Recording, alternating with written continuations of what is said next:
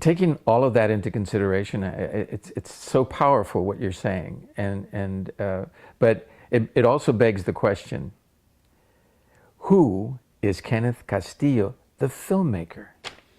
Oh, he's just a punk, or I'm just a punk. Um,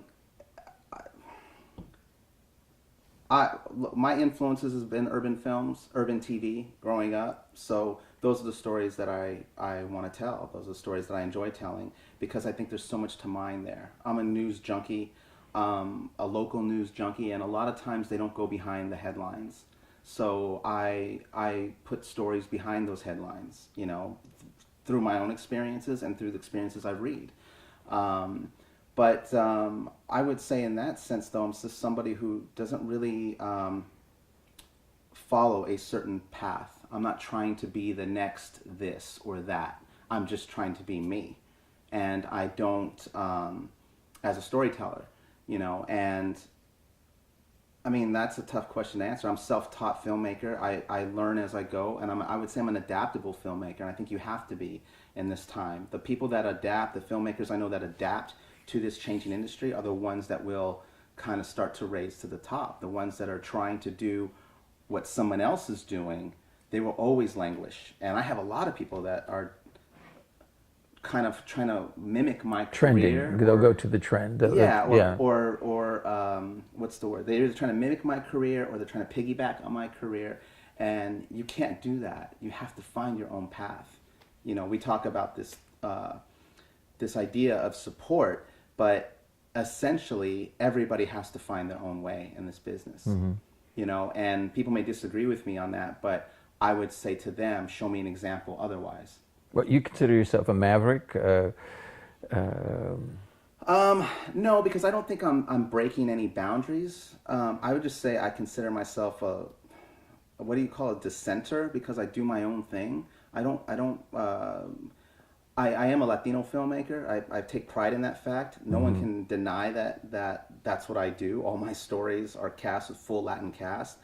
But because they're in the urban genre, I kind of get pigeonholed as, well, he's doing stereotypical work. And that's from people who've never even seen my stuff. Right, and I'm open to have that debate with anybody, because my characters live, breathe, and bleed. And that's not a stereotype. I write human beings. Right. And I take great care into making sure that they're not that. Well, the concept of a maverick is someone who is a dissenter. He takes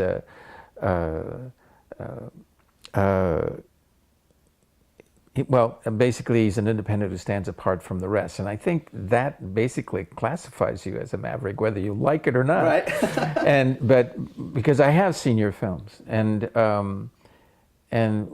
I think one that stands out for me is your series on Cholo Chaplin.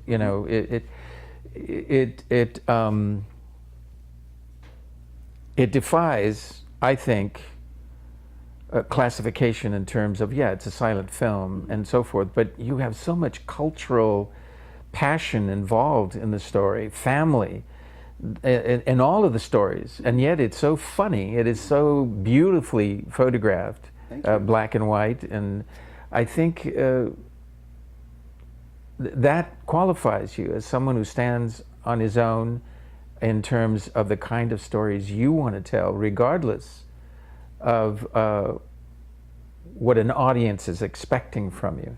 And that's a surprise that most, I think, iconic directors have in common. They don't give you what you expect them to give you based on what they did last.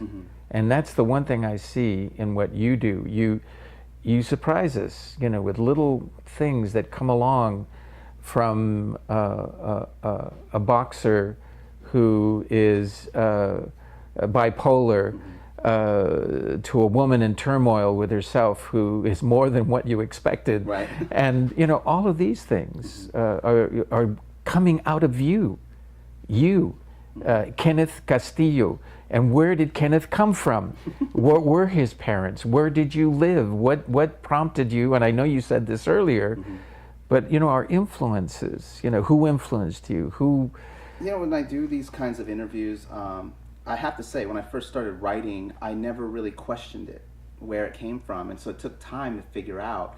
And, I surprised myself because I don't, as a writer, I'm just open, and I don't judge where it's coming from, you know what I'm saying? And I don't even realize where it's coming from until I'm on set shooting and we've recreated this kind of thing that was part of my life, of a memory when I was 7 years old. And I'm going, whoa, where did this come from? It's like, and that's exciting for me, Absolutely, yeah. So, and then it starts to open up other things or other memories, and it's part of the selfish reason why I like to do an interview is because it allows me to be a little retrospective, because it's not something I normally do in my life. But yeah, I grew up in the Harbor area, and I used to work in my dad's auto parts store, and he had is that the Wilmington, San Pedro? Yeah, like in between Long Beach and San Pedro. It's called the heart of the harbor. I love that area, actually. And very colorful. It was a very interesting place to grow up. We were surrounded and by difficult as far as gang. And there is definitely a gang element in there. I always try to stress the fact that I grew up in a very quieter neighborhood. My dad was an independent businessman. My mom was a nurse. I went to private school in Torrance. So I didn't fit in anywhere. Oh my God. So I went to school with a lot of affluent characters, and I say characters, they were teenagers, but so I never really fit in anywhere. But those influences all feed my storytelling, and I've had several projects that kind of touch on those things, and kind of characters that are being pulled in two directions, or characters that don't know their place or trying to find their place, so I would say a lot of it comes through that. But my TV was very urban. I mean, What's Happening and Good Times and One Day at a Time and Chico and the Man and Sanford and Son, and Welcome Back, Kotter.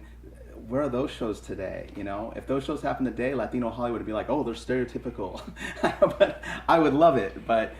And today, we have like Breaking Bad, and we have Orange is the New Black, and if it's successful and on a TV show and there's celebrities involved, Latino Hollywood seems to be okay with that. But if you're an easy target like me and you're an up and coming guy, well, it's easy for them to say, well, you're just doing stereotypical work. And if and when I get to a certain place of notoriety, the work is going to be the same, and who I am is going to be the same. But people's reactions to me may be different. They already are, and I'm not even a celebrity. We were talking about that earlier. Well, we know that Universal right now is doing, we're not sure if it's a gang movie or a lowrider movie, and that could go both ways, but we know that lowriders aren't necessarily gang members. Right. So you're looking at a cultural mix-up here. Absolutely. That hopefully Universal will get it right. Right. That's the thing. That's I think what separates me from Latin Hollywood. Latin Hollywood wants to attack the film based on them thinking it's stereotypical before they even know what's right. Right. But I attack the film based on the fact that, is it authentic? Are they capturing the cultural aspect of that community? When I look at the writers and the directors, when I look at the behind the scenes people, and I see what they've done, I say no. That doesn't mean I'm not going to go see it, but again, when you have a little bit of the behind the scenes, or know a little bit of behind the scenes of how things work, and everyone get upset about this movie. This is a movie, quite frankly, that might just go straight to DVD. Right. Eva Longoria, I have mad respect for her, but the last 5 features she's done, and she's done big movies with Andy Garcia and Forrest Whitaker and Billy Bob Thornton, all went to DVD. Right. So this business isn't so clear cut that, okay, because Universal is doing a lowrider film, it's going to get this wide release and a $40 million marketing budget and everything else. My guess is it's probably going to go straight to DVD or VOD. Well, that almost sounds like they were trying to appease the community and saying, well, here's one for you. Well, and yet there's already controversy based on... Well, it's how they do it, and a movie is very intrusive on a neighborhood. These are small neighborhoods. If you really want to, these are hardworking people, and I've shot in these neighborhoods, never had a problem, right. But we do it right. My crew does it right, and I always say, respect the people that live in this place. We are their visitor. They don't care that we're shooting a movie, and I don't think that was the case made in their shooting there. But there are a lot of people in that film that I love, and I'll go see it and I'll support it.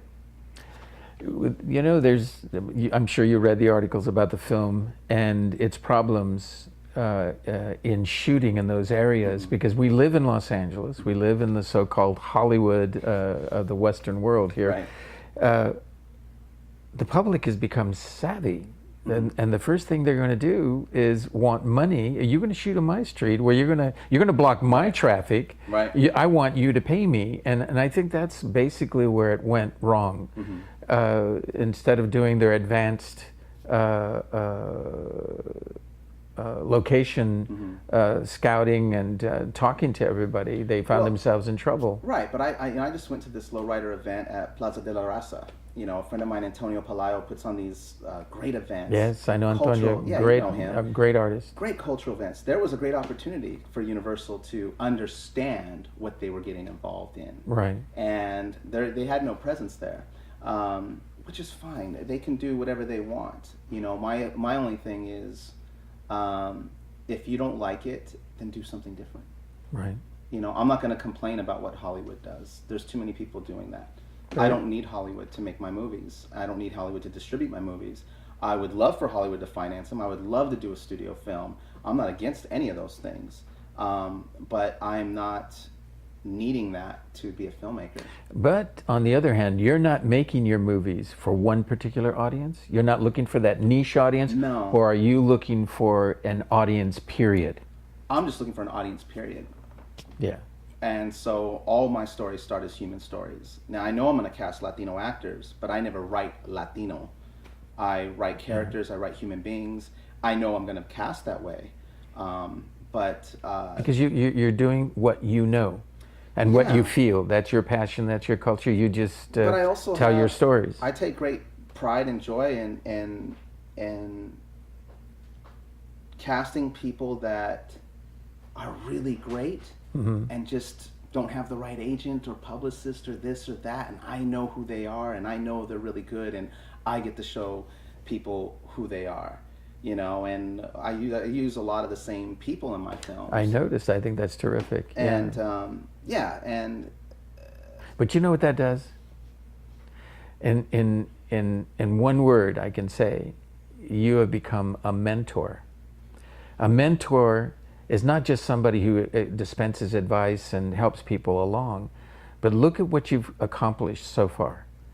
You've become an economic force in our community. You put these actors to work. You find locations. You still have to, regardless of the amount of money, but you are economically supporting your community. You know, this is one thing that we overlook when films come into communities and so forth.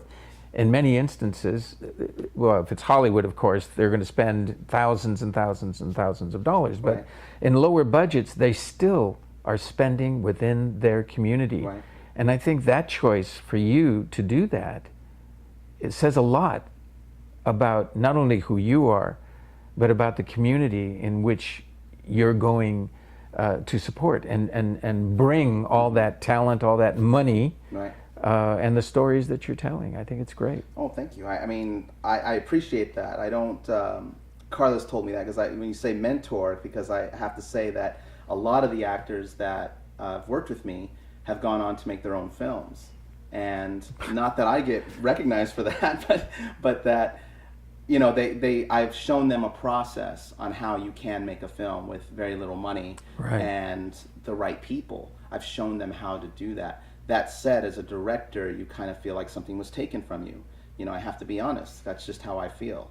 But taken in a good way. Taken in a good way for the most part, because when you are making a movie and you're putting together your team, there's a lot of vetting that has to happen. There's a lot of relationship building that has to happen. Right. So when you open your process up and actors want to be filmmakers now, they just want to poach from your hard work. Right. You know what I'm saying? And shortcuts, as you're saying. Shortcuts, exactly. And then they're not treating those people the way they should be treating, because the end all be all is we got to get our movie made. And to me, how you do something in this town is just as important as what you do. Okay, process.